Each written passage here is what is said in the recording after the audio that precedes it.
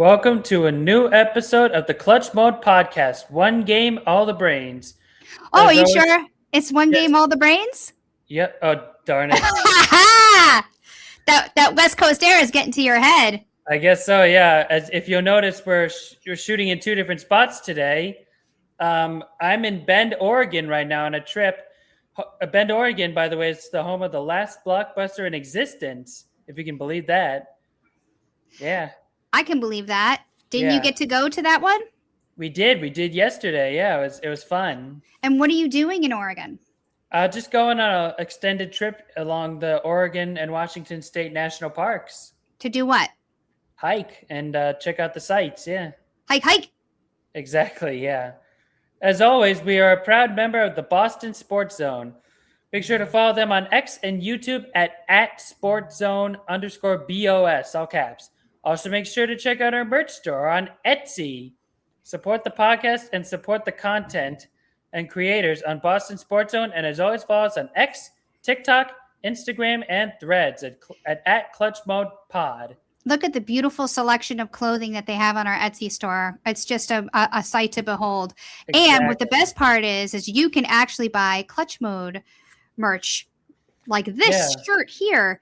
Not just, you can, every podcast has its own, all the content creators. Fresh off the printing press. That's right. So support the pod, support the brand. All right.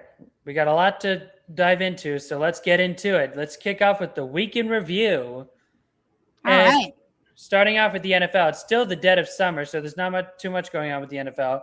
But we will have football in just 3 weeks with the Arizona Cardinals and Carolina Panthers kicking off their camps on July 22nd. Meanwhile, the Tampa Bay court denied the government's request to hold Lions defensive back Terrion Arnold without bond pending trial. The court set $1 million bond and refused to impose an ankle bracelet as a condition of bond, clearing his way to participate in training camp. But later, it was announced that Arnold was released from the team the next day. His lawyer has reported that he has been contacted by 3 teams and expects to join another team within the next 30 days. Texas Tech quarterback Brandon Sorsby, and yes, the saga is, I think, coming to an end here, but he's officially dropping his legal fight against the NFL regarding his supplemental draft eligibility. He will now focus on preparing for next year's draft. Some sad news for Calais Campbell, a defensive lineman. His brother has been charged with murder following the death of their mom in Atlanta. Our hearts and prayers go out with the entire Campbell family. And in other news, former Dolphins player Chris Johnson revealed that he has a diagnosis of ALS and is actually bringing back the Ice Bucket Challenge to help raise awareness as he fights the disease. So we're bringing it back to 2013 or whatnot, going back in time. It appears for now, Max Crosby, Raiders defensive lineman, will be remaining in Vegas after the infamous failed trade of Baltimore and his failed physical. And of course, the entire world is on wedding watch, with the wedding of Taylor Swift and Travis Kelce taking place at Madison Square Garden today. That's right. We actually put up signs. Married signs being displayed. Yeah, there's just married signs on Madison Square Garden after the ceremony allegedly took place. So, yeah. Yeah, I mean, it was a pretty big deal. They had over 1,000 guests. They had Stevie Nicks performing. They had a lot of Travis's, teammates there. Jason Kelce was the best man. Adam Sandler performed he was the initiator. The ceremony. That's the initiator. Yeah. He initiated the way he said, and go. The officiator, sorry. The officiator. There we go. Yeah, that's right. Yeah, but Adam Sandler did that. That's right. So Taylor's best man or man of honor was her brother, and Travis's was his brother. So that's very nice. Jason Kelce, yeah. Mm-hmm. All right, moving on to the NHL. Free agency kicked off at noon on July 1st, and it's been crazy to say the least. There's already been 164 contracts having been signed. Actually, more than, Over 164 contracts have been signed, with 141 of them being unrestricted free agents, with $947.4 million in total value. We aren't going to list off every single one because that's just TMI, but let's take a look at some of the biggest signings. And let's, of course, start with the Boston Bruins. The Bruins first moved Eunice Korpisalo to the Rangers in exchange for Kala Väisänen and a 2028 fourth-round pick. This was less about the player coming back and more about cap collection and roster structure. Corpy had a $4 million AAV, but Ottawa was already retaining $1 million of that. So Boston will clear the remaining $3 million annual. We wish Korpisalo the best in luck and the Big Apple, and we welcome Väisänen to the black and gold. Yeah. Korpisalo still has NHL experience, meanwhile, and can give a team quality saves, but his year was inconsistent. The Bruins would rather just redirect that cap space and find out if the new backup goalie, Providence's Michael DiPietro, can handle the number 2 job behind Swayman. Väisänen, meanwhile, is a big left wing and more of a long-range depth behind than an immediate NHL-ready solution. The Bruins also made a separate trade, acquiring right-shot defenseman Will Borgen in exchange for a 2027 second-round pick and a conditional 2028 third-rounder. Borgen had 5 goals, 10 assists, and 15 points in 75 games last season, while averaging just over 18 minutes per game. He's 6'3" and mobile for his size, and also capable of handling penalty killing and defensive zone work. Borgen gives Boston another hard right shot defender, who can close well along the wall, defend the net front, and absorb difficult defensive zone minutes. He also uses his reach well, getting underneath sticks, and is comfortable defending against heavier forechecking teams. His only limitation, though, is puck movement. Borgen can make the simple first pass, but he is not a transition driver or someone who constantly beats layers of pressure. Boston should pair him with a more mobile puck mover. But the fit makes sense, but the price is significant. A second rounder and another conditional pick is a real investment for a defensive first player. He needs to become a dependable top 4 or high-end third-pair defender to justify it. All right, let's move on to Connor Clifton. Clifton signed coming back. That's right. It's everything old is new again. Yeah. Clifton signed a 2-year contract carrying a $2.25 million AAV. He has 6 points in 50 games for Pittsburgh last season, and he has 83 points in 434 career NHL games. His best NHL season came with Boston in 22-23 season, when he produced 23 points and a +20 rating. He is returning back to the Bruins as a known third pair option, which brings pace, physical engagement, and some controlled chaos. He likes to gap up aggressively, step into contact, and kill plays before opponents establish the zone. He can also skate the puck out of trouble, but his aggressiveness can occasionally pulls him out of structure. And when he misses a step up, the play can open behind him. The Bruins need him to keep his role defined as opposed to asking him to anchor difficult top 4 minutes. And the Bruins also signed Jordan Harris. He re-signed for 1 year at $850,000. Payroll legend. That's right. At $850,000, he has played only 8 games after suffering an ankle fracture last season, with 1 goal and 2 assists before his injury. He gives Boston a different profile from Borgen and Clifton. He's a mobile, intelligent puck mover who retrieves with his head and can escape the first forechecker with his feet. He doesn't bring the same net front strength or wall play as Boston's heavier defenders, and he still has to prove he can handle sustained NHL minutes. But at $850,000, the risk is minimal. Who else do we have? Next up, we got Ivan. The name's so nice, he got it twice. That's right. He had to use it twice. Yeah, they acquired him from the Avalanche for Fabian Lysell, then later signed Ivan to a 1-year, 2-way contract. Ivan had 11 goals and 26 points in 66 AHL games and 50 points in 17 Calder Cup playoff games. He also has 9 points in 49 career NHL games. And then the Bruins signed Attilio Biasca, I'm sorry if I butchered that, to a 2-year contract with a $980,000 annual NHL cap hit. Biasca had 15 goals and 27 points in 45 games in Switzerland and helped, holy moly, Freiburg-Gotteron, which I assume is his team, win the league championship. All right.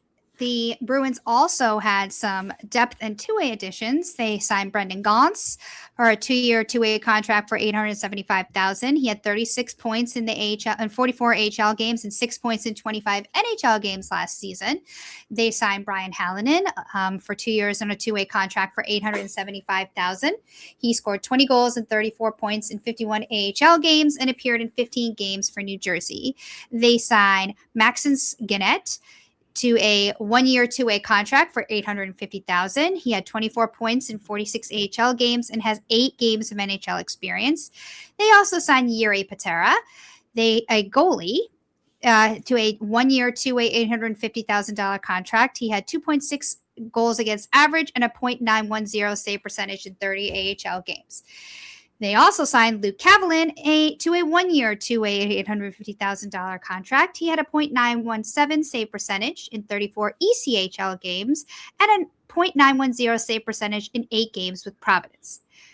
Now, while we definitely talked about the ins, we got to talk about the outs. The Bruins, Andrew Peeke left, and he signed a 1-year, $1 million contract with Utah.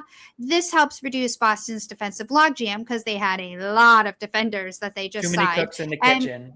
Too many. And removes a penalty-killing right shot depth option. Victor Arvidsson signed with Detroit, and Riley Tuft signed with New Jersey. And last but not least, Michael Callahan signed with Tampa Bay. Yeah. The Bruins still need to do some stuff, though. With Andrew Peeke's Peeke's departure definitely helps, but Boston still has a crowded blue line. On the right side, they have McAvoy, Borgen, Clifton, and Yoki Haru. But on the left side, they have Zadorov, Lorey, and Harris, with other depth pieces behind them. Honestly, it's really about balance. The Bruins have added size and defensive zone coverage, but they still need enough puck movement. If the blue line gets too heavy, not mobile enough, they may defend hard, struggle, but can get they may defend hard but struggle to get clean exits. The Bruins might still be once defenseman heavy. A logical move would be to trade defensemen to address the forwards, which I still think they will do, as Lorey has been dangled out for a trade this offseason, so he's definitely the odd man out, in my opinion. I agree. And you know what? That's okay. I really think that he deserves an opportunity to play. He can be an NHL level defenseman. He just hasn't really been very successful with the Bruins. Yeah. They also need to add another proven forward. JJ Peterka improves the top 6, but Boston still doesn't have a lot of certainty down the lineup. Ivan and Biasca create competition, but not guaranteed NHL scoring. Bruins could still use another middle 6 winger who could retrieve pucks, extend possessions, and finish enough changes to keep the offense from becoming too dependent on Pasternak and the top unit. And they also have to settle the backup goaltending plan. For sure. Yeah. I mean, trading away Corpy really opened the door for DiPietro. But they also need to figure out if he's ready to handle 20, 25 starts, or if they need to look elsewhere. They can't put Swayman in a position where he should carry on excessive workload because the second goaltender is unreliable. That's right. Our final assessment, the Bruins are deeper and harder to play against, especially on defense. Peeke leaving for the Mammoth takes one name out of the log jam. But the biggest roster question is that they really have the right mix. They have plenty of D-men who can defend, close gaps, and play heavy hockey. What they still need is enough puck movement from the back end, enough secondary scoring up front, and a reliable backup behind Swayman. I definitely think that DiPietro has played his way into the very least an opportunity to try to be the backup goalie for the Bruins. They keep developing goalie talent and then watching it walk out the door. Look at Brendan Bussey is a perfect example. I mean, he just won a Stanley Cup with Carolina. Yeah. And they can't keep developing talent and then shipping it out. They need to actually try. Yeah. And I think that, maybe they need to look, top to bottom at the Providence organization and take a look at how come. Is it coaching? Is it the head coach? Is it coaching staff that is allowing, because there's really not any movement up to the big leagues. They're just they can't seem they can develop, and they're very good at developing goalies, but no one is really coming up to the NHL to play, and that is problematic for the Bruins. Yeah. In other NHL news, the Great Eight is returning for another season. Alex Ovechkin has re-signed with the Capitals for a 1-year, $4.25 million contract with $9 million AAV. So the Great Eight has at least one more season to get to 1,000 goals, which I think he can do if he just keeps doing what he's doing. Well, you know what? He's just going to probably not quit until he gets there. So I think so. I think he'll retire once he hits quadruple digits. Now let's take a look at some other major transactions around the league. Starting off with Sergei Bobrovsky, goalie, signing with the Maple Leafs after being a free agent out of the Panthers. He signed a 3-year, $21 million contract with $7 million AAV. This is a very huge signing. Toronto has now added a 2-time Stanley Cup and 2-time Vezina Trophy winner, who is also the 7th winningest goalie in the league history, and definitely the most important position on the ice.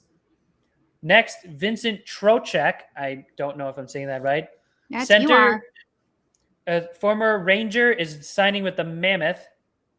They traded him from the Rangers in exchange for Sean Dursey, Cole Baudouin. I apologize to whoever that is if I butchered your name. And a 27th third-round pick.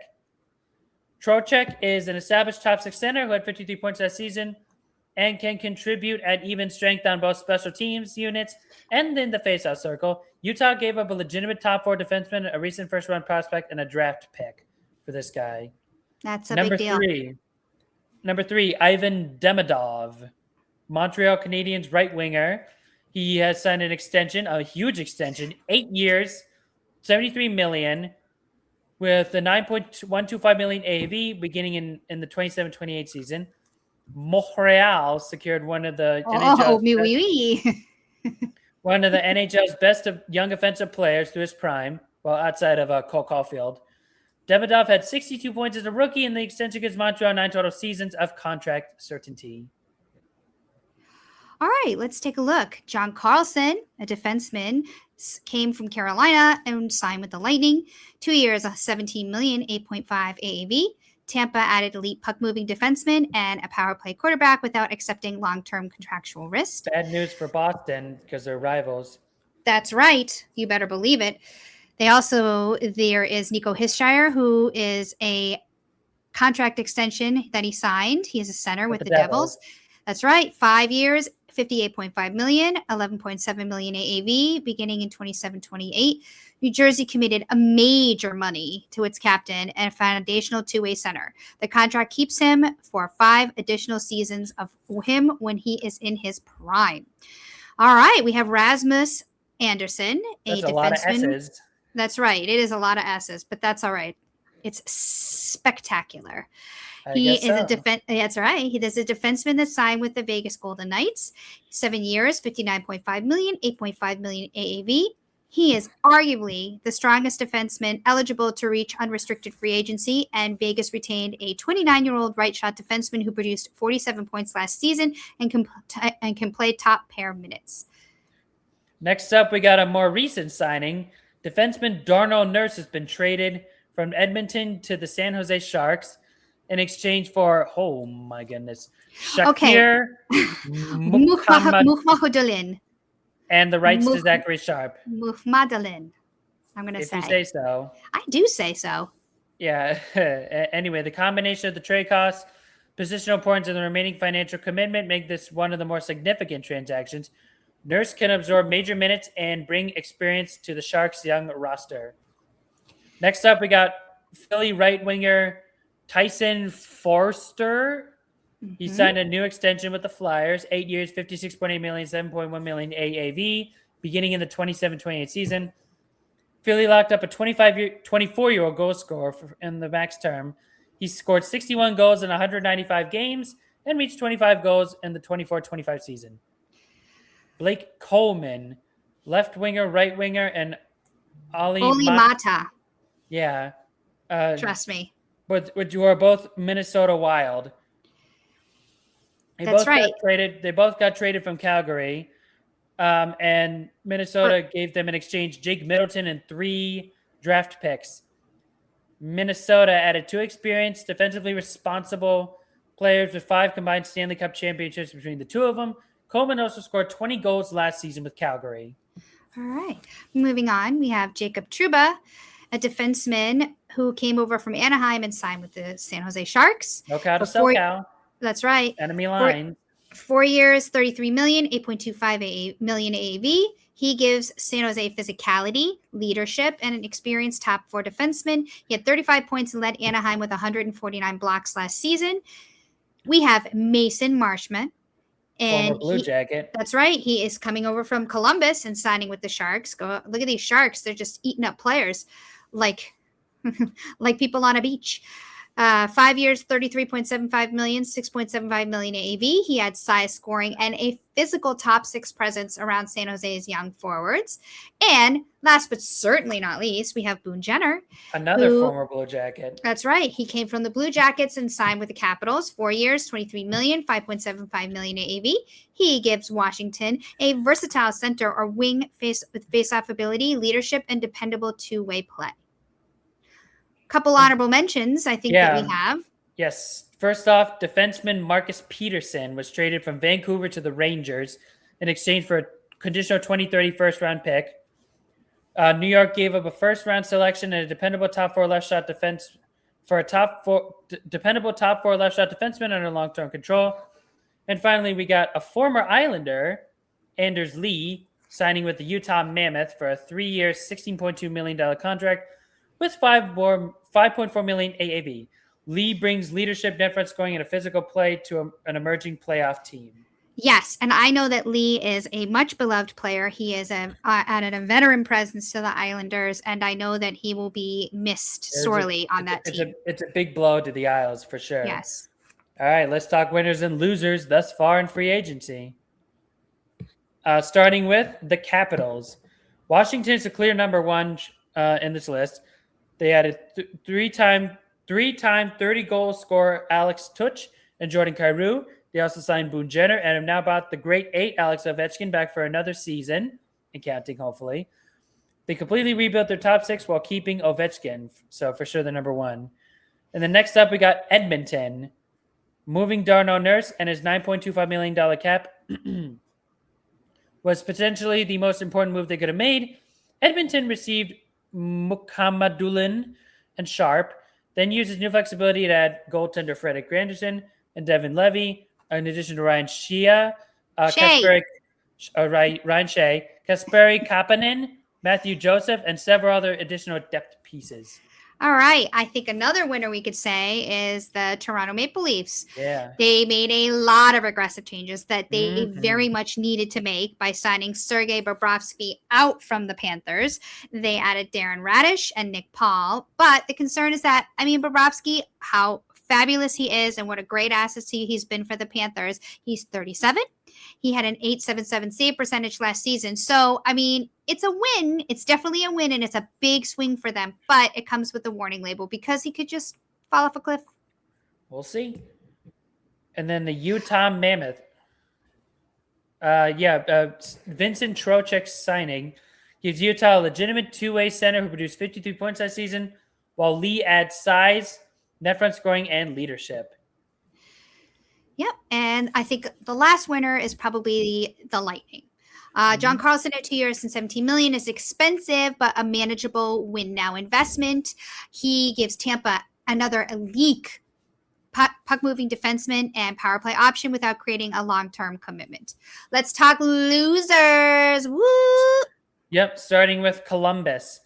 They lost Boone Jenner and Mason Marchment without receiving assets in return. The earlier Valerie Nichushkin trade helps, but Columbus's immediate roster becomes thinner during the free agency period. Next All up. All right. Who do we have next? Buffalo. They were placed in a difficult position because Tuch and Byram were unwilling to sign long-term contracts. The number 4 and 45 picks acquired in the Byram trade could eventually change the team, but their current roster is definitely worse now after such a playoff run. That's too bad because they made the playoffs and got their fan base really excited, and so you hate to see them fall backwards again. And they've been so perennially horrible that it was nice to see them in the playoffs. Yeah. Our next loser is the San Jose Sharks. They added talent, but the contracts and timeline are concerning. The Sharks, they have Nurse for 4 more seasons, Trouba for 4 years, and Marchment for 5 years, but that is $24.25 million every year. These additions should make players. Yeah, just for 3 dudes. These additions should make the Sharks more competitive immediately, but they could become a very, very expensive obstacles before the young core reaches its peak. Give me another loser. Carolina. The That's right. defending champs acquired Carlson's negotiating rights, but watched him side with Tampa Bay, and then Freddie Anderson left for Edmonton after helping them win the Cup. Carolina may think he can replace both internally,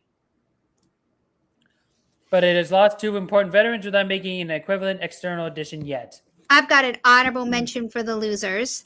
I'm going to say the Florida Panthers. Mm-hmm. They lost Bobrovsky. They traded away Evan Rodriguez, Jesper Boqvist, and Ben Former Steves. Bruin. That's right, former Bruin. But they replaced Bobrovsky with Jacob Markstrom and Akira Schmidt and brought back Rado Gudis and extended Eetu Luostarinen.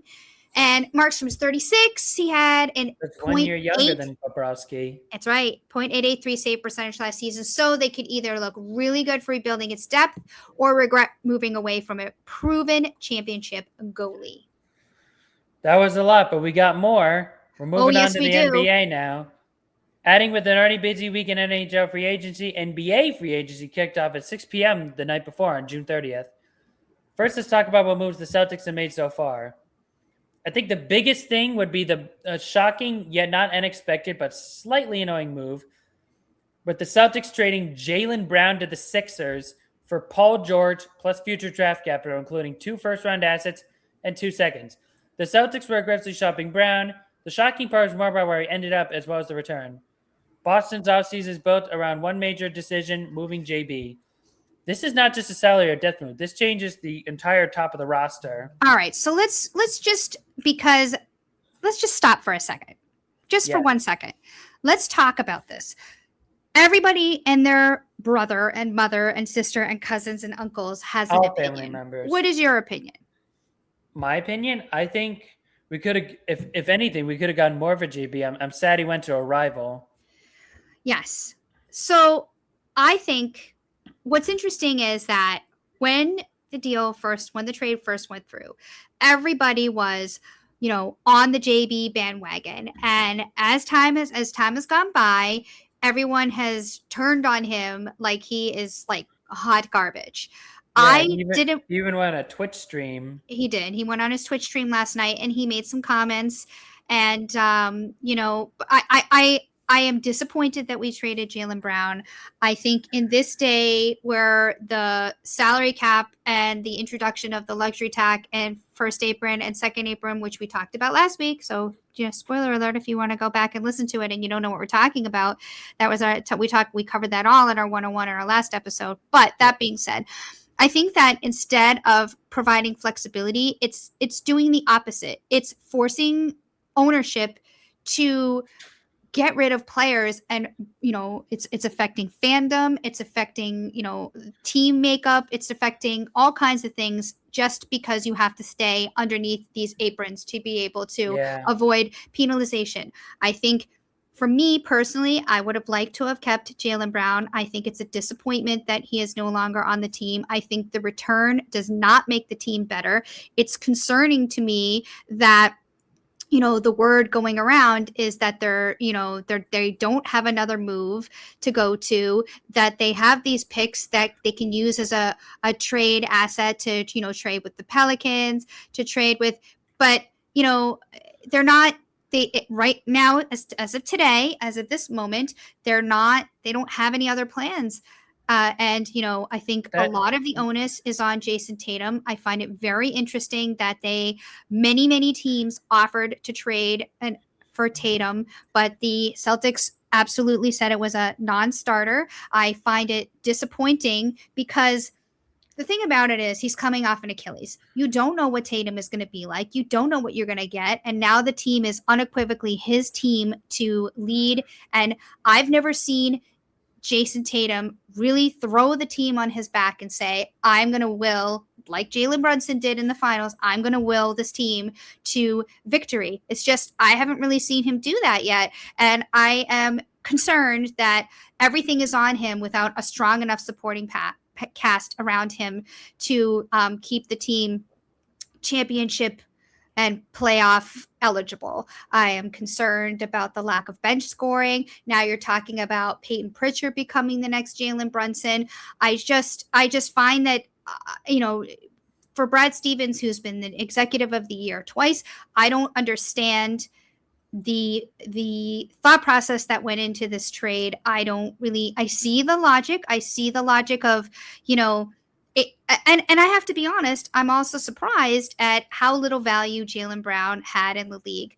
I understand that analytics play a very big role in how rosters are structured and how players are evaluated, but I just feel like I, I think you have to sometimes go by the eye test. It was said that he went off script a lot last year, and Jason Tatum didn't like how he talked about it was his favorite year and he wasn't playing. And, Tatum finally came out with a statement today. It was a pretty vanilla statement. He didn't talk about their relationship. He didn't talk much about anything.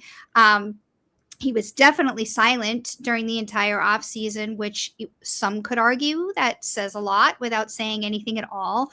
The Celtics are having a press conference on July 6th, and we will not get the answers that we're looking for. What's probably going to happen is Stevens is going to praise Brown, talk about what a great player he was, talk about what a great contribution to the organization he is. He's going to talk up Paul George and talk about how great he is. And then Chisholm is just going to come in and say a couple words, and we're not going to get the answers that we're looking for. So I feel like, especially, when Brown was saying on his Twitch stream that he was, a little confused about why they were trying to trade him.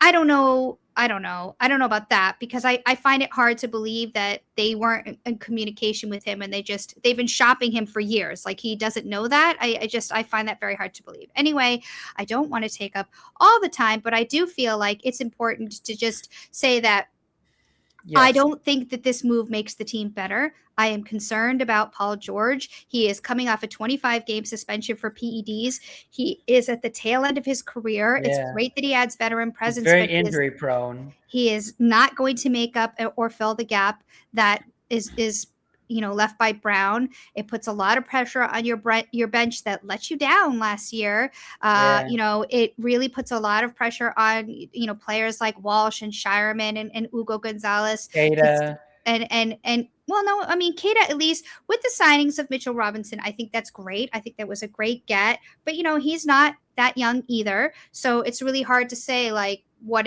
is he going to do? But between Keita and Mitchell Robinson, I think you have, between Mitchell and Robinson and Keita, you definitely have a good, solid center rotation.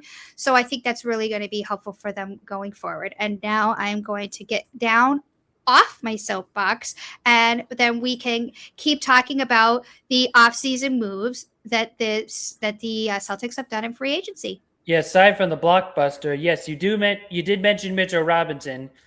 Definitely a good move for center.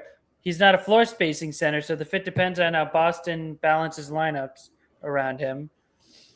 But what he does bring is elite offensive rebounding, rim protection, and vertical pressure as a lob threat that gives the Celtics more physicality in the paint, especially against teams that hurt them in the glass. Mike Conley is a smaller move, but it makes basketball sense. He's not being asked to be a scorer. He's there to organize bench units, protect possessions, and keep the offense steady when the starters sit.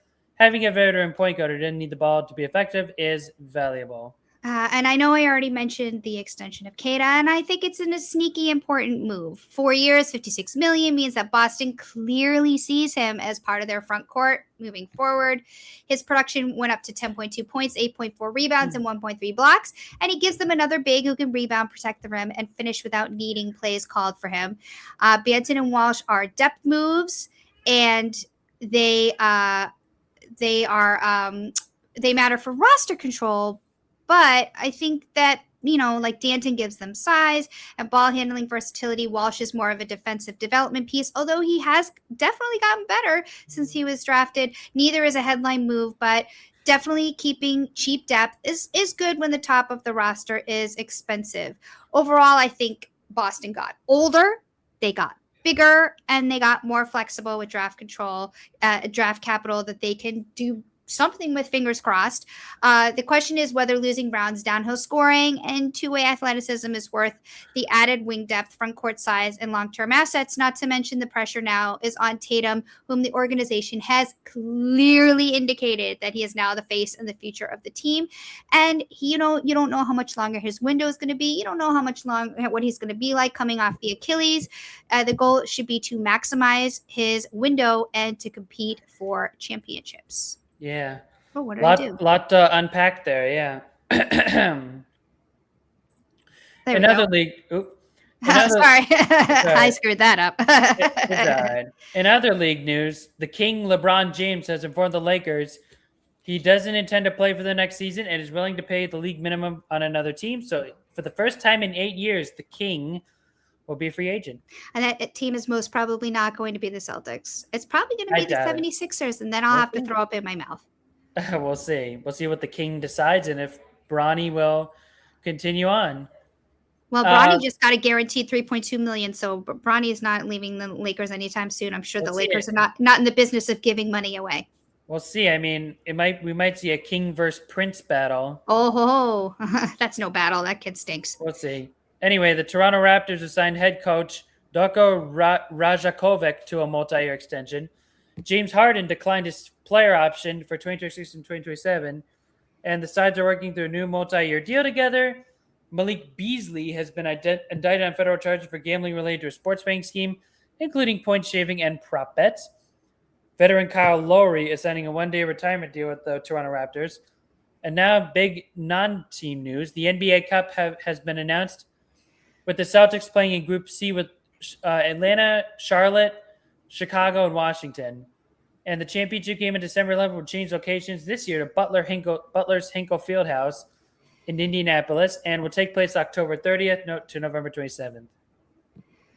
Some interesting news came out about the summer leagues, which so far I believe there are 18 teams that have provided full rosters. The one free throw rule is going to be tried out at the upcoming summer leagues. This rule says any foul that would typically result in 1, 2, or 3 free throws, standard NBA rules will instead result in just 1 free throw attempt that will be worth the same number of total points as the free throws it replaces. That is very interesting to me because you, instead of taking, you're trying to shoot a 3 and you get free 3. Let's see it. 3 free throws. You get 1 that's worth 3 points. So I wonder what that's going to do for people's free throw percentages. That puts a lot more pressure. And then standard NBA free throw rules will apply during the last 2 minutes of the fourth quarter, because we all know that's the time where we slow it down and do the fouls and take all kinds of free throws and makes basketball boring, and throughout overtime. And additionally, a connected basketball will be tested as well. It has an embedded sensor in it, which detects contact with the ball. It doesn't affect the ball's weight, feel, or playability, and the data collected will support future officiating applications such as last touch out of bounds calls. So that is a lot. Let us move on and take a look at some of the top transactions that have taken part so far since the start of free agency. Yeah, starting with a big one, Kawhi Leonard is heading back to the Toronto Raptors after being traded from the Clippers in exchange for Brandon Ingram, Grady Dick, and yes, that is his name, unprotected first-round picks in 2031 and 2023, 2030 and 2033 second-round picks, and a 2027 first-round pick swap. So, Leonard is the most accomplished and highest level player involved in any eligible transaction. He had 27.9 points, 6.4 rebounds, and 3.6 assists in 65 games last season. And Toronto gave up 2 established players and substantial draft capital to add him. His health is still a concern. He gets hurt a lot, but his two-way ability and late game scoring gives Toronto a legitimate franchise-changing addition. We'll see what the Claw can do. Yeah, with Next. the roster. Walker Kessler has been traded to the Lakers from Utah in exchange for unprotected first-round picks in 2021 and 2033, plus first-round pick swaps in 2028 and 2030. He later signed a 4-year, $130 million contract with the Lakers.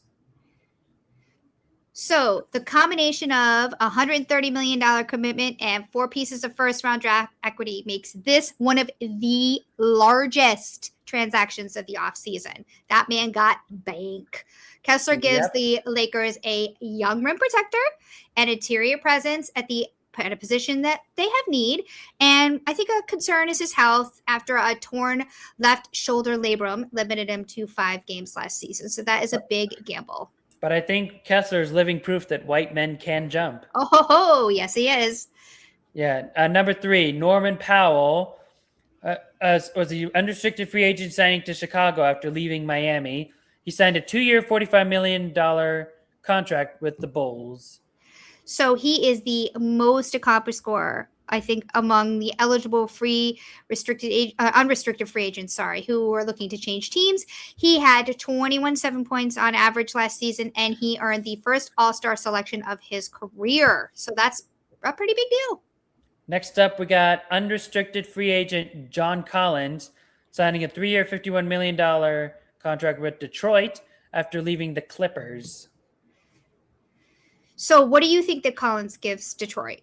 I think he gives Detroit another experienced front court scorer and floor spacer after the Pistons finished with the number 1 seed in the Eastern Conference. He averaged 13.6 points and 5.3 rebounds while shooting 55.2% from the field and 40.6% from the 3. All right, who's next? Santi Aldama, who was traded from Memphis to Dallas. And meanwhile, Memphis will receive A.J. Johnson, a 2030 Golden State first-round pick, which is protected, and 2 future second-rounders. In addition to Aldama, Dallas also got the draft rights to Tariq Biberovic. Biberovic. Approximately 2 years and $34 million remain on his contract currently. The final season is listed as a club option. So I think he is a versatile front court player coming off career highs of 14 points, 6.7 rebounds, and 2.9 assists. And Dallas gave up a young former first-round pick and 3 future picks, including a protected first. So I think that says a lot about what they think that Aldama could do for them. Next up, we got Quentin Grimes signing with the Lakers after leaving Philly in free agency. He signed a 4-year, $60 million contract, which included a player option. So what does he give them? Grimes gives the Lakers a 26-year-old wing who can contribute without dominating the ball. He averaged 13.4 points, 3.6 rebounds, and 3.3 assists last season. And next up, we got Tobias Harris. He was an unrestricted free agent signing for the Spurs after leaving the Pistons. He signed a 2-year, $31 million contract.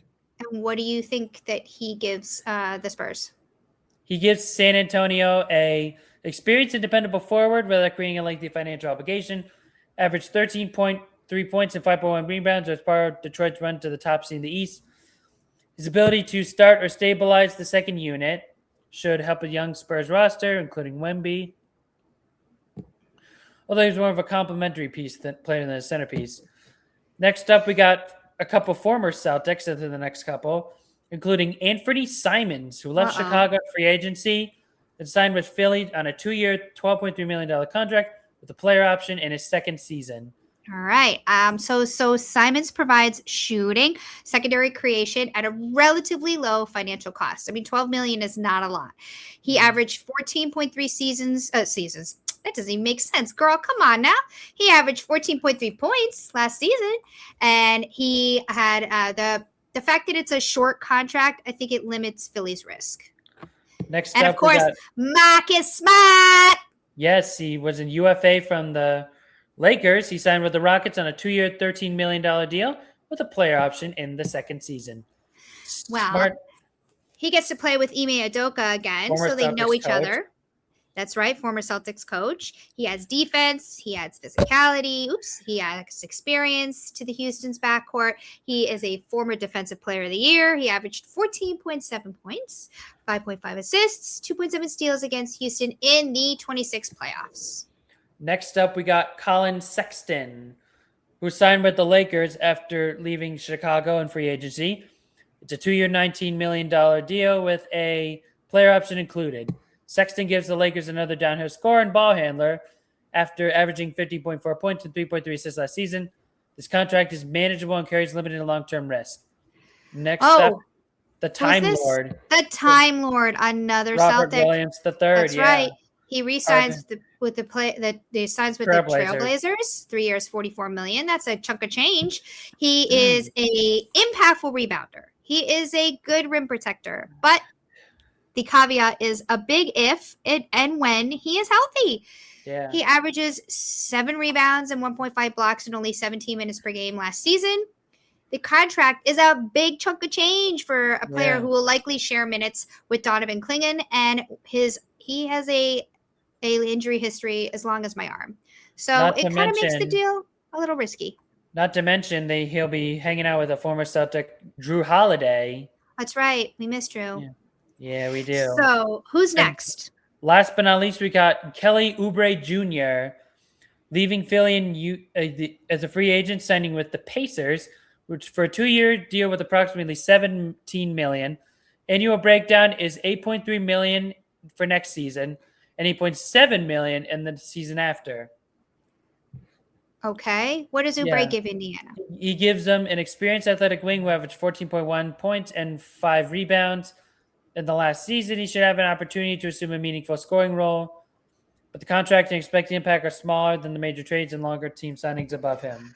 So we have our W's and our L's. Who's our winners so far, do we think, so far in free agency? Philly. Definitely Philly number one. Philly is not fooling around. They're making a playoff run, I think. They had a taste at the playoffs, and they want to make it to the finals. Yeah, they landed JB from Boston, Shed PG. Also added Simons, Wade, and Hook Porty. They upgraded from an aging Paul George to a prime JB, giving them a stronger Maxi Brown and Embiid, I guess, core. When he's there.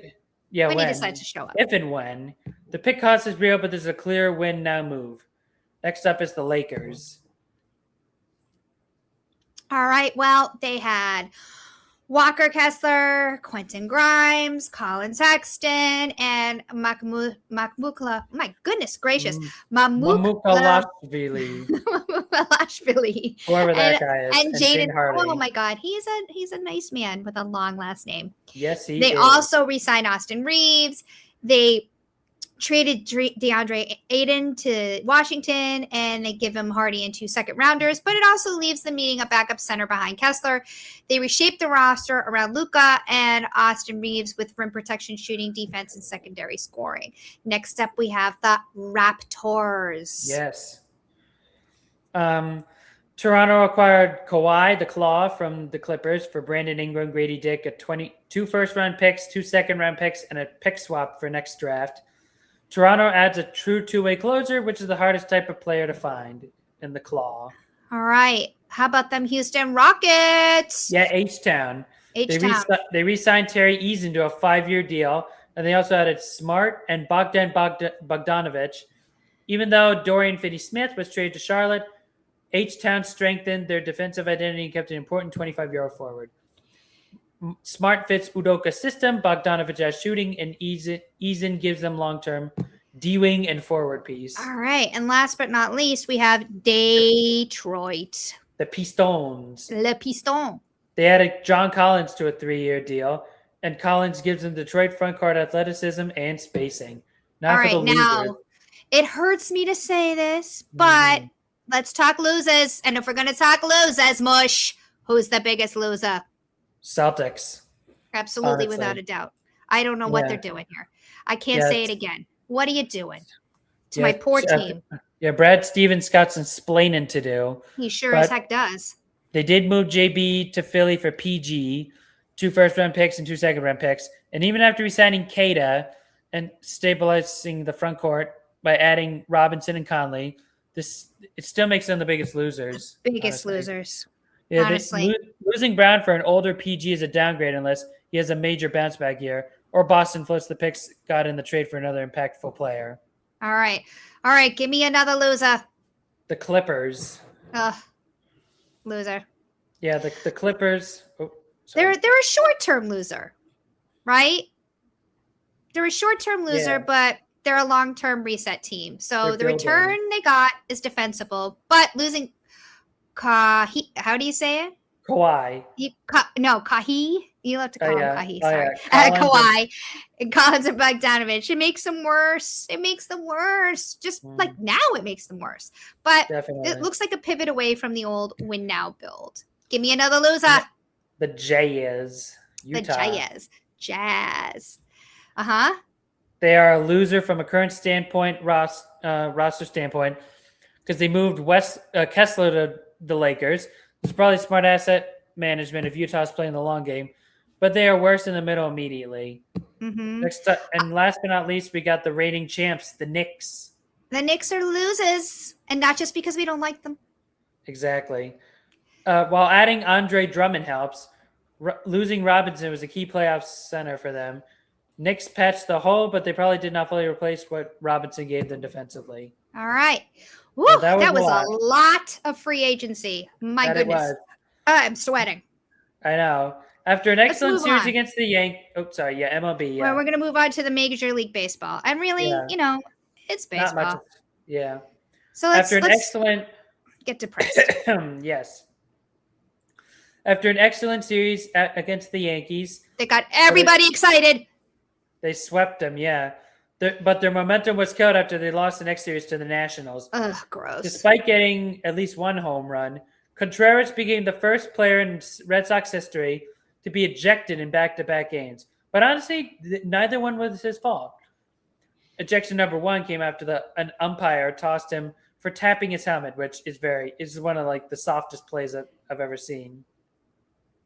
The second ejection came after a bench-clearing brawl after Washington pitcher Cade Cavalli referred to Contreras as "boy" several times, and that sent Contreras over the edge as he was already dealing with emotions from the Venezuelan earthquakes. Yes, he's been very emotional about that, and he's been pretty open about how he feels about how difficult the times are in his home country in Venezuela. Yeah. It's been hard for some of the players on the team. Needless to say, Cavalli pushed him over the edge. He threw his helmet, and he started to engage in fisticuffs. Both players got ejected and suspended 7 games each. Nate Eaton was also suspended for Boston for fighting with another player, and he was suspended for 3 games each. Both Contreras and Eaton have appealed and will appear in the next Red Sox series where they're playing in Anaheim this weekend for Independence Day. In NASCAR, last weekend in Sonoma, the final road course of the year, Shane Van Gisbergen won another one. That's all he does is win road courses. I don't know why that man just can't win a regular race. Well, he hopes to keep his streak going as the Cup Series moves under the next race on Independence weekend at Chicagoland Speedway in Joliet, Illinois. And last but not least, we got the FIFA World Cup. That's right. Save the best for last. It's been a great, amazing week of action, and I don't even like soccer. Yeah, it's hard to believe you can get engaged in soccer these days, but here we are.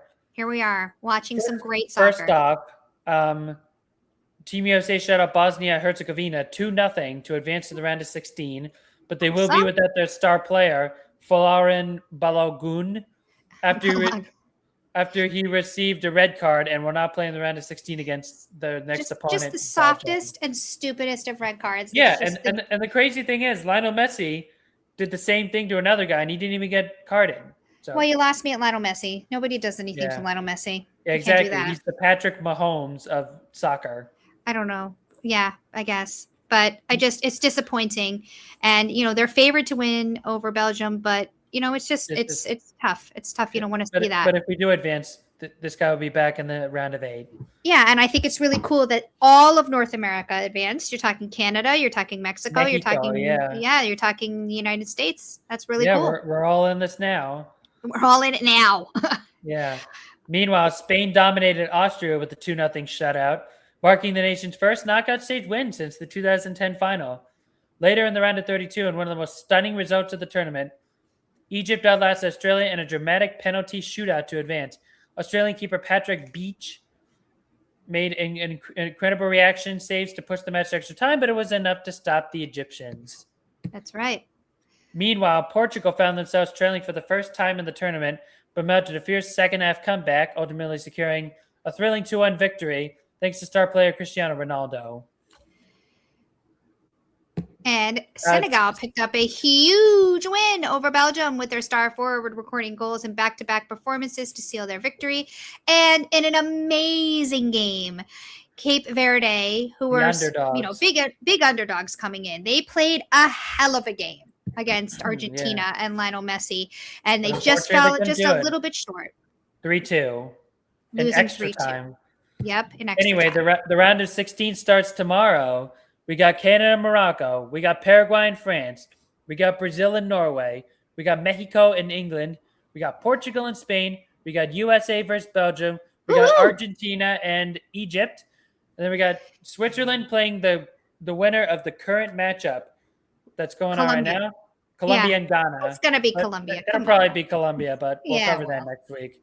All right. And that is the week in review. And that was an extra chunky one for you there. Exactly. So I hope you enjoyed it. Yes, it was. We're moving on to Know Your Numbers. Yeah. You know it. Know Your Numbers is brought to you, as always, by Numbers. Know them. You should know them. What's the number of the day today? I'm going to say 73. I'm going to say 20 because that's what rookie Dylan Mitchell is wearing for the Celtics. Oh, I like that. Uh-huh. Number one overall pick, AJ DeBanso, will wear 4 for the Wizards. Henri Visar is wearing lucky 13 for Atlanta. Cam Boozer will wear 27 for Memphis. Mark Williams is wearing 25 for the Suns. John Morant will be wearing the number 1 in Portland. And Colin Murray-Boyles will change his number from 12 to 30 for Toronto, the same number he wore at the University of South Carolina. All right. And that is Know Your Numbers. Oh, I feel like I know my numbers. Thank goodness. I didn't know them, and now I know them, and I feel better. Yep. All right, let's move on to the one question. All right, and this one question this week is: should the Red Sox be buyers or sellers at the trade deadline? Now, some of you may be saying, why on earth are we asking this question? They suck. But you know what they did? Yes. They went and they swept the Yankees, and they got our hopes up. And like now a week. And they are, they're winning right now against the Angels. And maybe if they sweep this series, they'll be right back in it. So let's talk about it. Should the Red Sox be buyers or sellers at the trade deadline? And hit it. The Red Sox are in an interesting position because based strictly on their record, they look like they should be sellers. They're at 37-48 currently, 14.5 games behind Tampa in the division, but they're also only 6.5 games out of the final wild card spot. So I don't think this is as simple as looking at the record and deciding the season is over or not. The reason I wouldn't immediately sell is pitching. Sonny Gray is 9-1 with a 2.69 ERA. Suarez is 4-3 with a 2.94 ERA. Tolley is 4-6 with a 3.39 ERA. And Connolly Early has a 7.75 record with a 3.44 ERA, despite being put on the injured list with a shoulder injury. In my opinion, the rotation gives Boston a chance to stay competitive while it figures out if the offense can improve. I also think Boston's record makes the team look worse than it's actually played. The Sox have scored 337 runs and allowed 344. It's basically an even run differential, give or take. An even run differential suggests that this is not necessarily one of the worst teams in baseball. Their expected record is close to 42-42. For me, I think that tells us they played more like a .500 a 500 team? Yeah. Than a team that should be 10 games below .500. They could get additional internal additions as well. Anthony, Story, and Casas are expected back sometime after All-Star break. Anthony can change the lineup. Casas adds left-handed power. Even Story, if he plays strong defense and provides average offense, can stabilize at shortstop. I think Boston has to see what the lineup looks like and whether at least 2 of those players return. That's why I would rate to around the 20th to the 25th to make a decision. Yeah, I think I have to agree with you. That wild card deficit keeps the conversation going, but I think we also have to look at how many teams Boston needs to go past. They're not just chasing Seattle. They've got Houston. They've got Minnesota. They've got Toronto. They've got the A's, and they've got Baltimore. And they've got Baltimore, and they're all teams between them in the final playoff position. At some point, the record, they have to matter. They've lost 47 games. Even if it's bad luck. They still have a lot of ground to make up. A 500 team is not necessarily worth buying for. So the biggest problem that I have with buying is that the offense is not just one piece away. Wilson Contreras has been amazing. He's hitting 283 with 18 home runs, 53 RBIs, and a 9.906 OPS. And after that, the lineup, it gets a little sketch. Yeah. Expected is also an important word when we talk about injured players. We don't know exactly when they're coming back. We don't know how quickly they'll produce. Story has a .547 OPS before the injury, but when he comes back, it doesn't necessarily mean it's going to fix the offense. The front office can't build its entire plan on injured players coming back and immediately performing at their normal level. Starting pitching is also so valuable at the deadline. If the team thinks that Gray can be a top 2 or top 3 starter in a postseason rotation, they can get a huge return for him. Yeah. So what would buying actually look like is the question. Frankly, we're not talking about Franklin Arias, Anthony Jansen, or another top prospect for a 2-month rental. I'm talking about adding a hitter who can help this season and remain part of the team in the next year or the year after. I would prioritize a right-hand or switch-hitting infielder. Boston needs more balance, especially against left-handed pitching, and needs more production in the middle infield. A player who can handle second base or shortstop, control the strike zone, and hit velocity would make sense. And I would look for a controlled hitter, not necessarily a superstar, but someone who can improve the lineup against left-hand pitching and remain with the team beyond this season. Isaac Paredes is an example of that player. He's a right-handed hitter who can play at second or third, has hit a left-handed pitching well this season, and H-Town has a club option for him next year. I can't say that H-Town would be definitely willing to trade him, even though they cheat. But with their crowded infield, I think he's at least a player the Red Sox should ask about. And I'm certainly not saying Paredes alone suddenly fixes the entire offense, but he would give Boston a run another right-handed bat, some positional flexibility, and a player who could still be part of the line next season. Also, a player like Zach Neto, for example, would cost a major package because it's controlled through 2029. In my opinion, they shouldn't trade premium talent unless it's receiving a player who can become part of the long-term core. And I think that's where I think we are closer than it sounds. I definitely agree that Boston shouldn't sacrifice the farm system for a 1 in 6 chance of reaching the postseason. But I think one of my concerns is that controllable hitters are usually the most expensive players that are available. A team isn't just going to give Boston a productive infielder with multiple years of control without asking for significant young talent. So if the Sox can make that kind of trade without giving up the top of the system, they should look into that. But I would be careful about using a weak wildcard race as a reason to overpay. So let's see. We talked about why to buy. Let's talk about why to sell. Yes. Here's where the math becomes a little difficult. Boston has 77 games remaining to finish 84-78. He needs to go to 48-30. That's a 603 winning percentage. To reach 86 wins, they would need to go 49-28 precisely. To reach 88, it would need to go to 51-26. Even the lower target requires Boston to play at roughly a 98 win pace for the remainder of the season. 84 wins might be enough for this year, but it also may not be. The Mariners currently hold the last spot while sitting only slightly above 500. So the wildcard threshold is unusually low, but Boston shows a projected playoff probability of about 12 to 14%. My opinion, that is enough to justify just giving up meaningful prospects. I think they should also use the deadline to move short-term pieces while keeping the players who can help in 2027. Selling doesn't have to mean dismantling the roster or starting another complete rebuild. Chapman is probably the best example. He's a type of late-inning reliever closer a contender could pay a premium for. And Boston could also trade him without touching the foundation of the roster. IKF could also have value of experiencing utility player once he gets back from injury, especially because he's playing on a 1-year contract. Sonny Gray would be a bigger decision because the 2027 mutual option is unlikely to be exercised. I would listen if another team offered a legitimate upper-level prospect or a young major league player.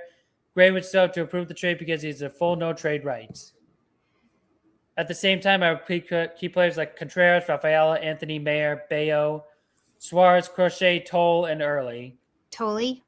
Yeah, and Early.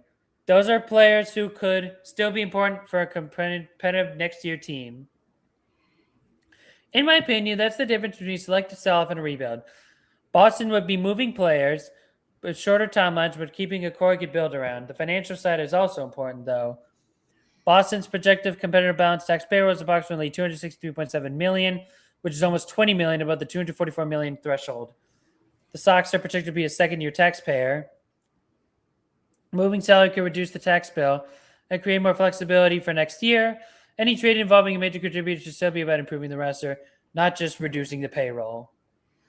I definitely agree that kind of a pace needed to be competitive is really hard. But, 84 wins might be enough this year, and the wild card threshold is unusually low.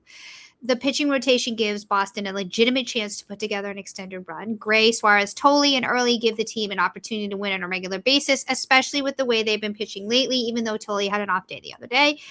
And if the offense Early's injured. Yeah, and Early's on the IL, but he's getting a second opinion on his elbow, and we'll see where he nets out. It's only 15 days, and it's just a little left elbow inflammation, so it's not bad news. So I just think that if the offense, even if they come like average, can we like hope for average? I think they can make up ground quickly. I wouldn't sacrifice the farm system for a 1 in 6 chance, but I wouldn't automatically remove one of the team's best starters just because the current projection is low. I don't think ownership should use the tax as an excuse to weaken the team either. It affects how Boston approaches trades, but that should be a secondary benefit. And I don't want to see the Red Sox trade Gray or another valuable player just to save money. So, how about some people we can sell off? What about Aroldis Chapman? Yeah, that's a good start for that. Chapman is the most obvious position, and he has a 90% chance of being traded by the deadline. He has a 2.19 ERA, 16 saves, and 32 strikeouts in 24 2/3 innings, for specific. Contending teams are always looking for a closer like him. Relievers can be extremely volatile, though. If another team is willing to offer a legitimate prospect for Chappie, I think Boston has to consider it. They could move him, improve the farm system, and still remain competitive with the rest of the players. The roster plays well. Whitlock has a 2.60 ERA and can handle a lot more relating responsibility. I definitely think that Boston should trade him unless the team gets in within 2 or 3 games of the final wild card spot before the deadline. His value is probably never going to be higher than it is right now. Trading Chapman does not automatically mean that you're giving up on the season. The Red Sox give Whitlock more late inning responsibilities and evaluate other bullpen options while adding a prospect who may be able to help the organization beyond the season. And he's the type of player that a contender will overpay for because postseason bullpens are super duper important. And in my opinion, I think Boston should take advantage of that market. What about, let's say, Sonny Gray, who I really don't want to trade and makes me sad just to think about it. Frankly, he's a much harder call. He's 36 years old, making $31 million this season. There's $30 million mutual option for next year with a $10 million buyout. He also has a full no trade clause, so he'd have to approve any deal. But if he is willing to consider it and a contender to offer us a high level prospect, I think Boston should listen. A trade makes sense only if the return can help Boston in next year or the year after, especially since he's at 2,000 strikeouts now and counting. From a seller's perspective, the stability Gray provides only is exactly why another club should overpay. I mean, I'm not going to trade Gray just because another team wants him. He's one of the main reasons why the Sox still even have a chance. I would need a legitimate upper-level prospect or a young major league player who could help beyond this season. I'm willing to listen, but I'm not necessarily willing to actively shop him for salary relief. He's pitching like an ace, and if Boston moves him, then it's gonna need to get more than financial flexibility for him. And I wouldn't automatically assume that the rotation is going to remain a strength for the team without him. Crochet is still injured. The middle relief is not very good, and Boston already has they need significant depth, and he gives the team stability. Now, I'm going to tell you right now, I'm going to say Contreras, but I'm telling you right now, if they trade Contreras, I cannot watch. I cannot in good faith watch another team. Yeah, there might be a ride at Fenway, honestly. But what if we traded Contreras? What if we traded him? If, and that is a very big if, we do. He should be a non-starter, frankly. He's been the team's best hitter. He's under contract for next year. The team has a team option for the season after. They already need more offense. Trading one hitter who's consistently produced would make the lineup much worse for the next few seasons. The only way I consider it is if a team offers like an overwhelming Godfather return and Contreras approves the trade. Otherwise, absolutely no way. No, I agree. He is not a normal rental. He has full no trade rights for the remainder of the season. And even if the Sox sell, it just makes no sense to trade away your most productive player who can remain part of the lineup next year unless somebody absolutely unequivocally blows my mind. All right. Now, what about like Jarren Duran? Duran is another interesting thing because his values decline. He started out hot, but isn't having the best season. He has a .603 OPS, which is nowhere near his previous level of production. Another team might look beyond his struggles this season and still value him based on how productive he was in 24, when he was one of the most valuable all-around players in the league. Selling doesn't mean trading every veteran or struggling player. It means identifying which players are most likely to bring back more value than they provide over the next few seasons. Yeah, that's probably why I wouldn't trade him now. He's controlled through 28, and they would be selling him at his lowest value, which means you're not really going to get that much for him. I would listen, see what people are offering, but I wouldn't move him for a discounted return. In my opinion, Boston is better off allowing him to rebuild his value and reconsidering the situation during the offseason. So now, let's say Boston starts to get hot. What happens? And that's if, but well, if they get to the how about 21st, when? Let's say when Boston starts to get hot. Well, if they get to July 25th within 3 games of the wild card spot, Anthony and Casas are back, and maybe Story, and the Red Sox have played .600 baseball for 2 to 3 weeks. In that situation, I wouldn't sell Gray. I would also consider keeping Chapman, depending on the offers. I would look for a controlled hitter, not necessarily a superstar, but someone who can improve the lineup against left-hand pitching and remain with the team beyond this season. I would protect the top prospects at all costs. Being 3 games, I would justify adding, not mortgaging the future. So in that particular situation, I would agree that Boston has a pretty legitimate reason to keep Gray. I would still listen on Chapman. I mean, he's pretty much out the door because of the potential return that you would get for a postseason contender. But the decision would depend on how the bullpen's pitching and what other teams are willing to offer. Adding a controllable hitter would make sense because a player could help with both current playoff chase and the 2027 roster. So let's say that Boston's like 4 to 6 games out and they're still below 500. Then what would you do? I would look at a hybrid approach in that situation. Trade Chapman, listen on Gray, and continue looking for players who could help next season. They can sell a short-term asset and still acquire a long-term player in a separate deal.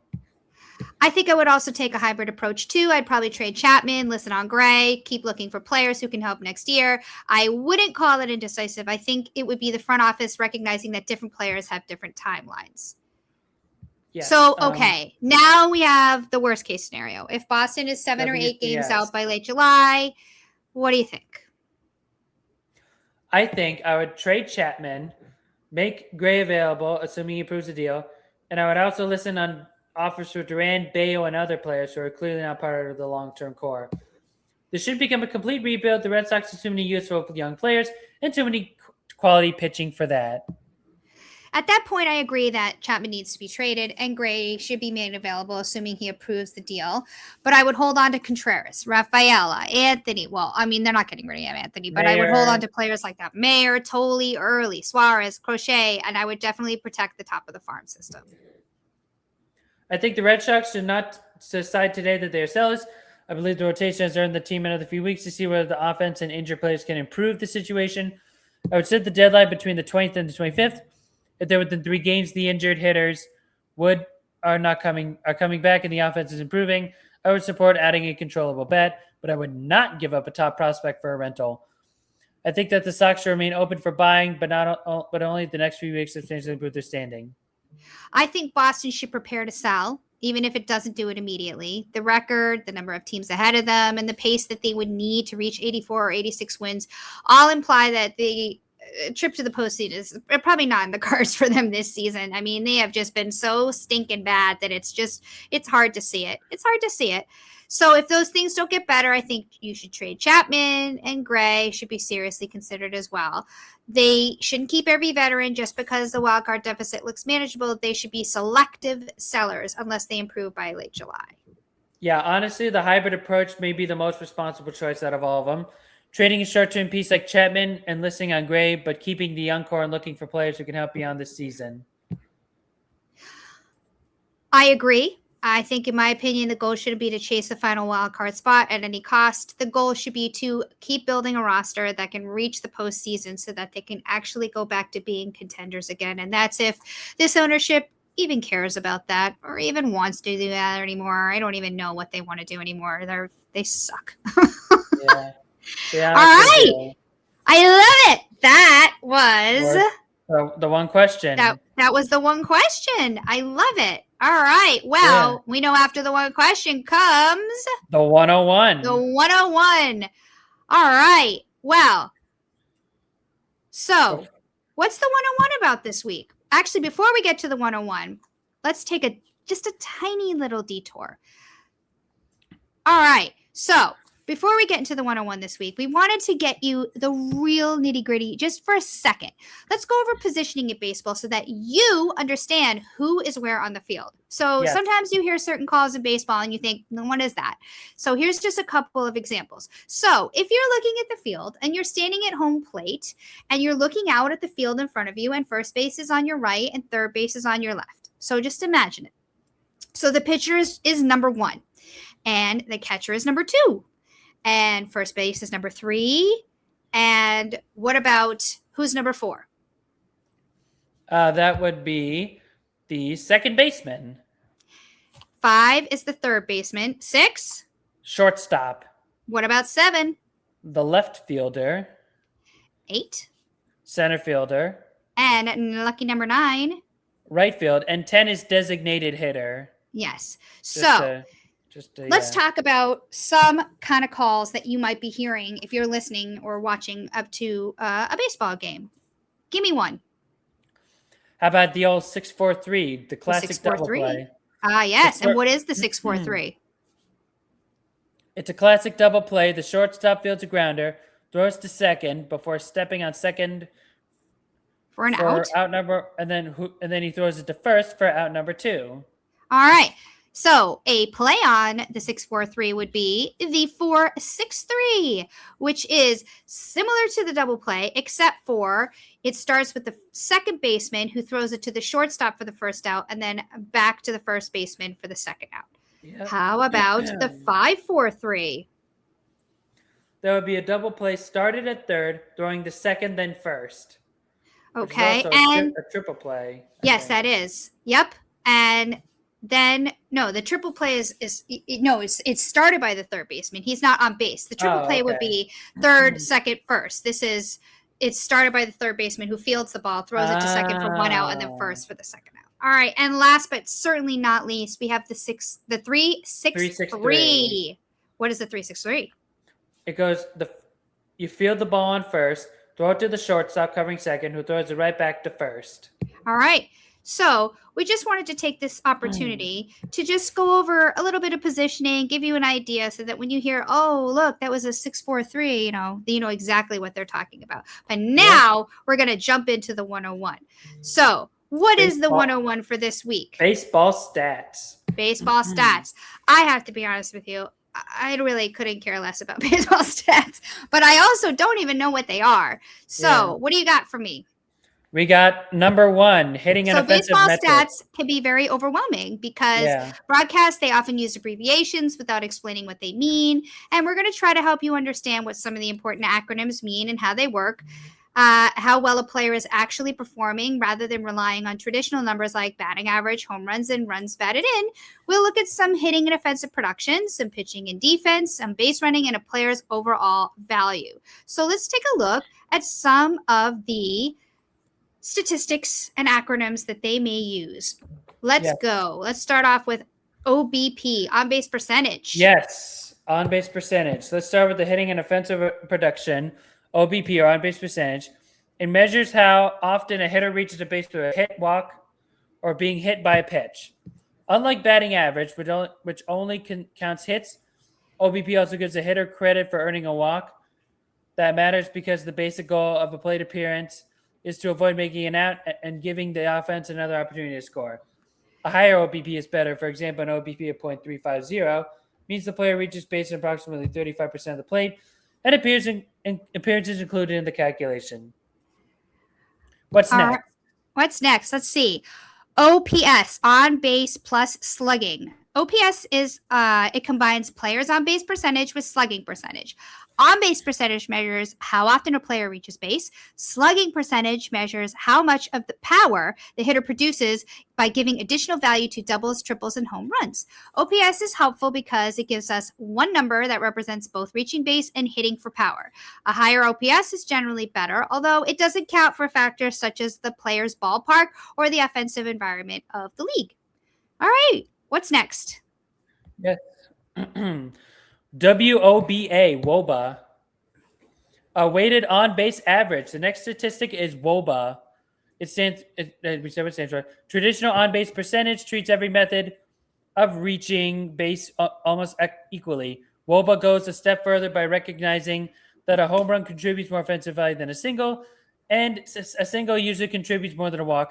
Each offensive result assigned a weight based on how much typically contributes by scoring runs. That makes it a more complete measurement of offensive production than batting average or on-base percentage alone. A higher WOBA is better, though. It's displayed on a scale that looks similar to OBP, which makes it easier to read once you become familiar with it. What do we got next? All right, next up we have WRC Plus. It's like one of those streaming services with you. When you got a plus on it, you got to pay for it. So that means weighted runs created plus. That stat estimates a hitter's total offensive production and then adjusts it for the league and the ballpark in which the player competes. The most important to remember is 100. A WRC plus of 100 represents the league average offensive performance. A WRC plus of 120 means the hitter is approximately 20% better than the league average offensively, and a WRC plus of 80 means they are approximately 20% below league average. Higher is better. Because it adjusts for ballparks and league conditions, the WRC plus is especially helpful when comparing players from different teams, seasons, and offensive environments. What's up next? Up next is isolated power. ISO for short, ISO. It measures how much extra base hit power a player produces. It separates power from batting average by looking at differences between slugging percentage and batting average. Singles do not increase a player's ISO. Doubles, triples, and home runs do. A player can have a good batting average without producing much power. So ISO helps us distinguish contact hitters from hitters who consistently drive the ball for extra bases. A higher ISO generally indicates more power. All right. Next we have BB percent walk rate. BB percent is walk rate. It measures the percentage of a player's plate appearances that result in a walk. Walk rate helps show up hitters' patience, strike zone recognition, and ability to reach base without recording a hit.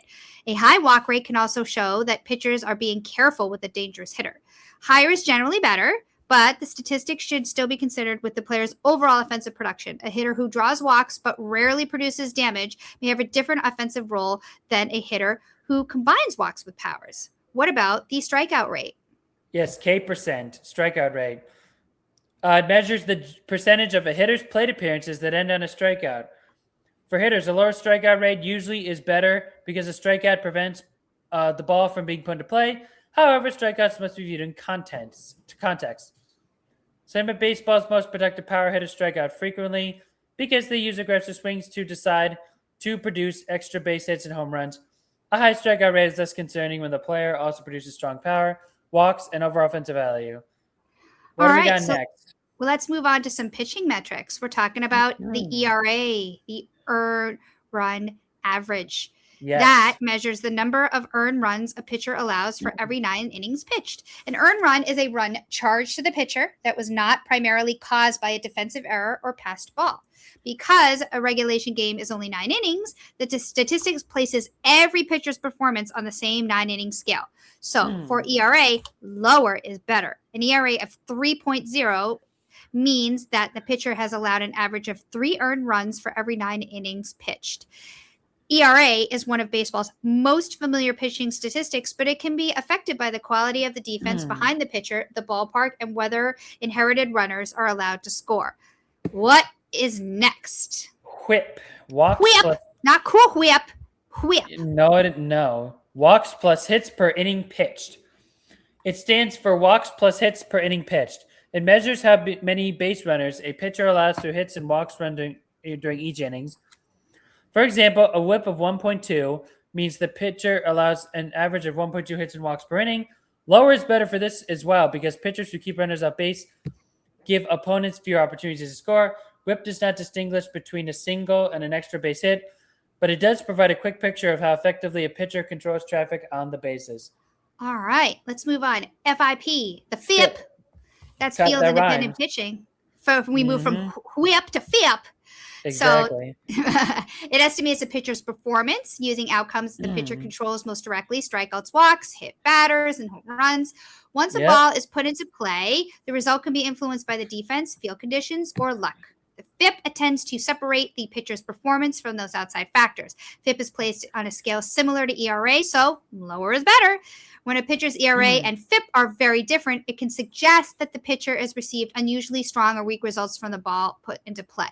FIP shouldn't completely replace ERA, but comparing the two can provide a more complete evaluation. All right, what do we got next? We got something similar to FIP, XFIP, which is expected fielding independent pitching. It begins with the same basic idea as the original FIP, but changes how home runs are evaluated.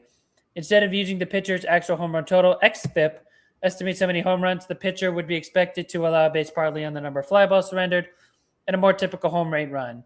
This can help identify pitchers whose home run totals may be unusually high or low, like ERA and FIP. Lower is better. So, yeah. XFIP is best treated as an estimate of underlying performance rather than a record of exactly what occurred. All right. So we have the K/BB, strikeout to walk ratio. It compares the number of batters a pitcher strikes out with the number of the pitcher walks. For example, a pitcher with 120 strikeouts and 40 walks has a strikeout to walk ratio of 3-1. A higher ratio is better. Strikeouts prevent the ball from being put into play, while walks can give an opposing team a free base runner. A strong strikeout to walk ratio usually indicates that a pitcher can miss bats while maintaining control of the strike zone. And then we got ERA plus, adjusted earning run average plus.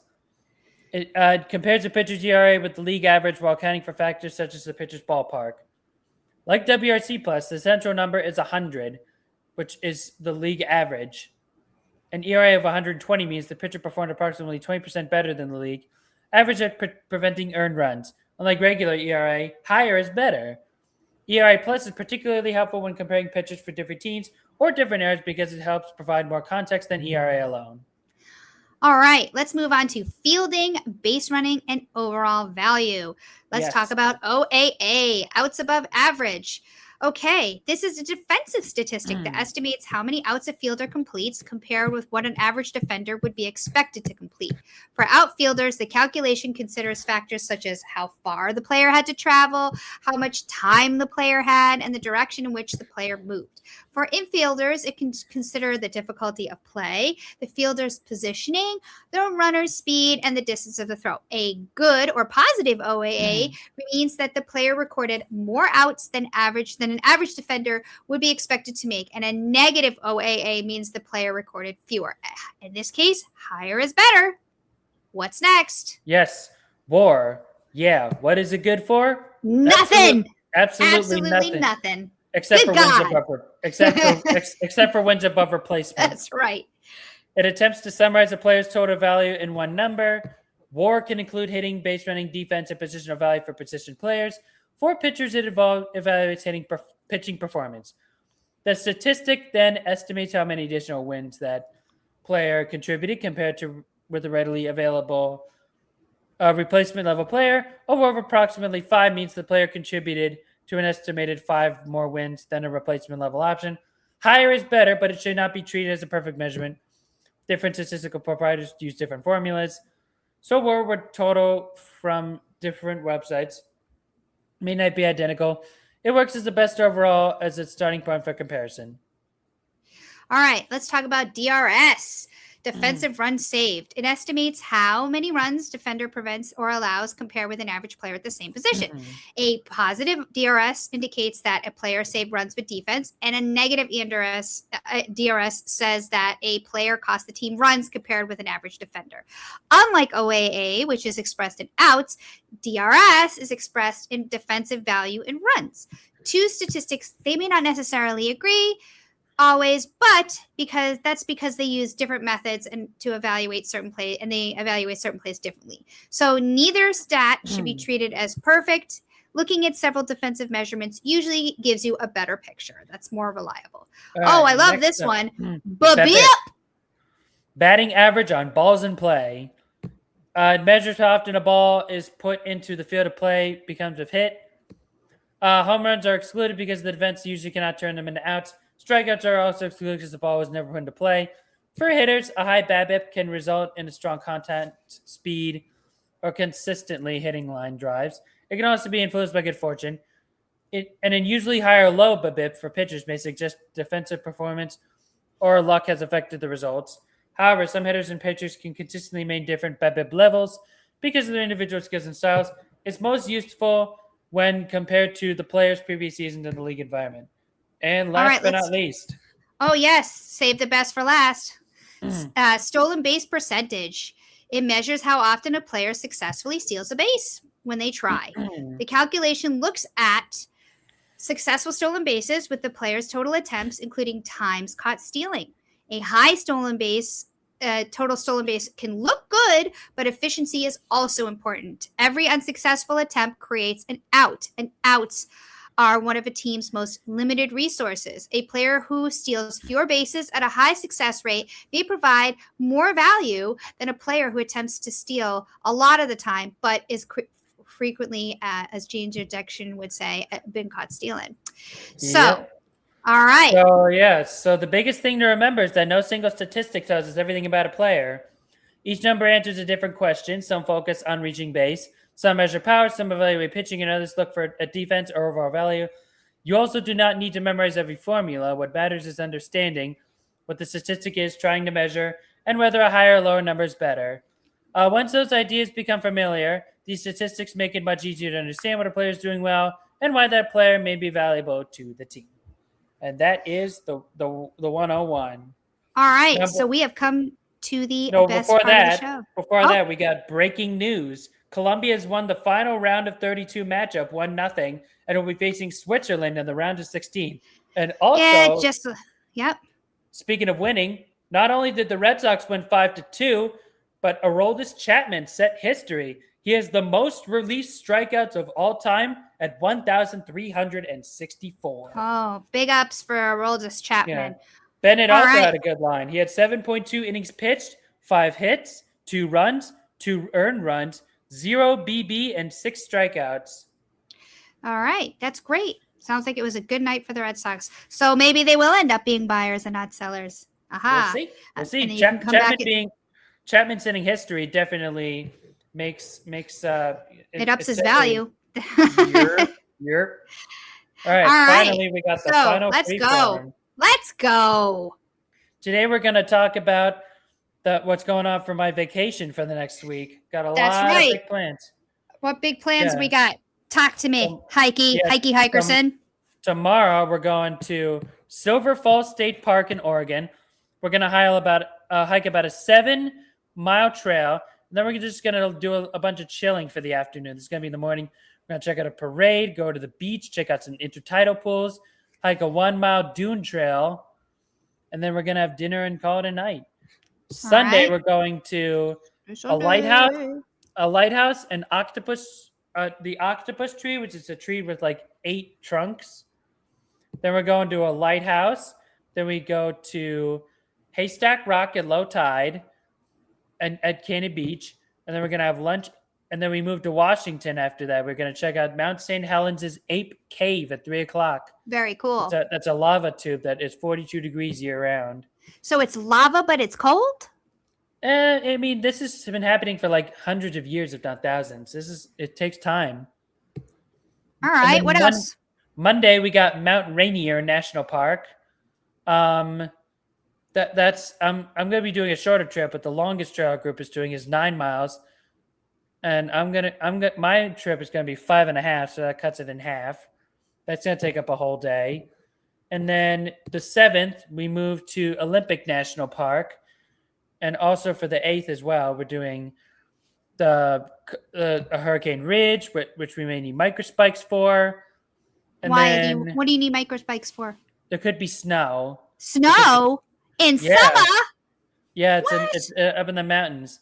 And then Wednesday we do a tempered rainforest called the whole rainforest.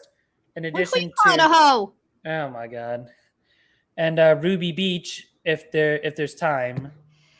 And then Thursday when we before our next taping, we're going to be taking a ferry from Port Townsend to Coopville, and then we're going to check out a Deception Pass Bridge and hike a short trail around that area.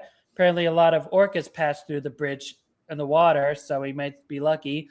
And then we head to our final base camp in Cedro-Willie, Washington, where we'll be having our next taping. So, And what about Friday? What's happening on Friday? Friday, we're going to be checking out North Cascades National Park, which is our last hike. Wow-wee.